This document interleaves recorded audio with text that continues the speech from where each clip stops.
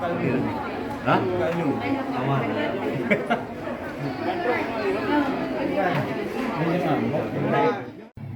Syederalun, ratusan warga Biren memadati komplek kantor Badan Pusat Statistik atau BPS Biren kawasan Desa Menasablang, Kota Juang, Biren pada Jumat 31 Maret 2023 ingin menjadi petugas sensus pertanian. Mereka mengikuti seleksi wawancara menjadi calon petugas sensus pertanian tahun 2023.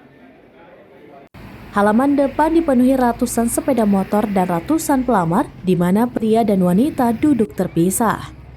Puluhan peserta mengantri di depan pintu masuk menunggu dipanggil sebagian mereka menunggu untuk diwawancara.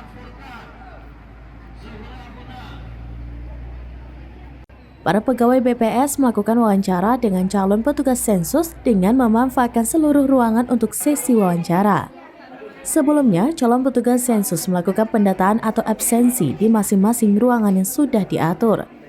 Kepala BPS Biren Teti dan Mawati SE kepada sraminus.com mengatakan, sejak beberapa waktu lalu BPS Biren dan lainnya melakukan rekrutmen calon petugas sensus pertanian.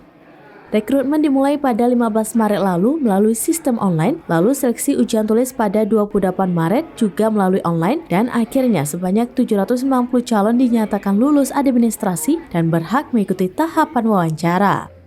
Hasil akhir diumumkan pada Senin 3 April 2023, jumlah peminat sebanyak 790 orang, sedangkan yang dibutuhkan hanya 368 orang. Mereka yang lulus mengikuti pelatihan dan akan melaksanakan tugasnya selama 2 bulan penuh, yaitu pada Juni dan Juli 2023. Dari Biren, Yusmandin Idris, sraminus.com.